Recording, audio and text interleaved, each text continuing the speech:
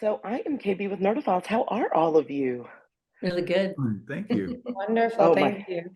goodness, I absolutely love this show. I'm actually going to start with you, Kelli. Like as the season has progressed, we've seen Margaret go through a lot. She really is still hurting and still hopeful, hurting and hopeful about Jamie, and then also trying to repair her relationship with Taylor. So as the rest of the season progresses, do you think that her and Taylor can find their way to a new medium? I would say maybe not, it's not totally a fresh start, but it is kind of moving kind of in a new path for the two of them. Do you think they can get to that? And do you think that she's ready to kind of, I don't want to say let go of Jamie, but move forward in her life a little bit more and move a little bit past the bus station? I really hope so. I think that what she realized is that the grief and shame that she's felt for so many years of turning away for just that split second and losing him has consumed her clearly. So when Taylor came to ask for emancipation, I think it was a real wake up call for her in that one, getting into therapy, which I'm a huge proponent of, and being able to kind of finally get to the bottom of her grief. And I am hopeful that she can start to heal, and it's because I can't imagine. I mean, when I think in terms of the character work that this woman has been at the bus station every night for 13 years, I mean, first of all, I would be like, she at that point, I'm gonna be in my sweatpants. I'm not gonna nothing, no makeup. You know what I mean? That for in reality. But I think that she's had the support from all of her friends at Mosley and Associates to be able to be in it. And also, though, maybe hopefully there's a little bit of that tough love there too, maybe from Gabby of like, it's time and do what you need, take your time. So I'm hopeful, I'm crossing my fingers that something happens maybe in season 2. We'll see, maybe toward her healing and building her relationship with her daughters. Oh, I love that. And next, I'm going to go to you, Gabrielle. So, we kind of last got the bomb dropped on us at the end of the last episode that viewers have seen.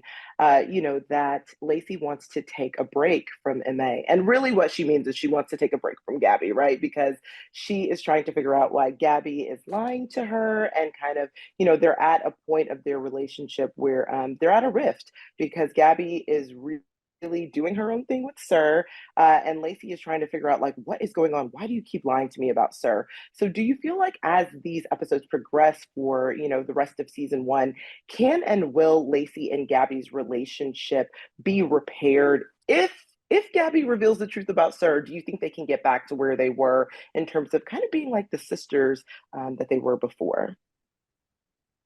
Yeah, you know, Gabby saved Lacey.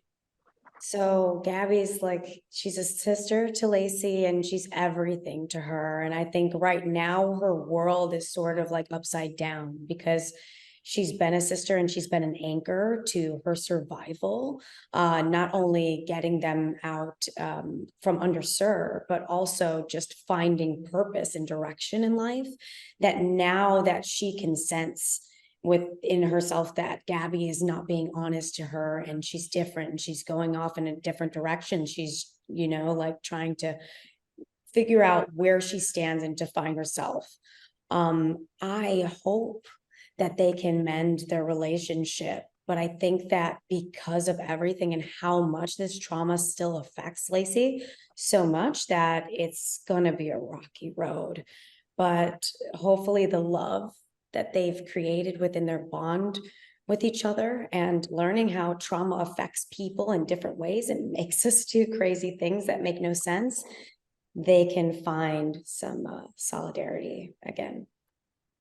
Yeah, I really hope they do find common ground at least, and maybe that Lacey is able to understand why Gabby is doing what she's doing. Even if that wouldn't necessarily be her own process in dealing with the trauma of Sir, maybe at some point they'll, when it's revealed, if it's revealed, that they'll be able to have some sort of just common ground for a period of time, hopefully. And so my next question is for you, Brett. So, I find it often in these episodes that like Mark is becoming more enthralled with these cases than we saw at the very beginning, right? Like in the beginning, he seemed a bit reluctant. And now that he is, on leave from the police department, does he even actually want to work with them anymore? Or do you think that his heart is kind of being pulled to work with MA full time? Oh, does he want to work for the force The anymore? force, Is that right? what you're saying? Well, yeah, that's an interesting thing. By the way, KB, your questions have been really, really good and specific. Thank you. Thank you. You're watching our show very, very closely. I appreciate that. It's interesting because Trent is working in a department that doesn't seem to care nearly in the same way that M&A does. I also don't feel like that he feels any sort of community or anything in that particular department. He's a third generation cop, so of course he's there. And of course he chose this department, or maybe it was even assigned to him. We're still not entirely sure about that. But you knew I was going to be I knew I was going to be a cop, but there isn't the same sense of community or family or team energy that M&A has. So I think every time I'm over there, Trent spends a lot of time at M&A. I mean, for being a cop, he spends a lot of time in there. He always shows up at the last minute, but I do feel like there is a sense of family there that I'm definitely not getting at work. So I think I'm enjoying the time, and it's a huge conflict as well, because it's like, this is in my blood. This is all that I know how to do, but where should I be doing it, and with whom should I be doing it? Where do I belong? So I think that's kind of an interesting aspect to explore. And obviously, I mean, we're all ending this basically with, well, I guess we'll just have to see what happens in season 2. But you will see in terms of that progression. I think some things may happen by the end of this season that change some things.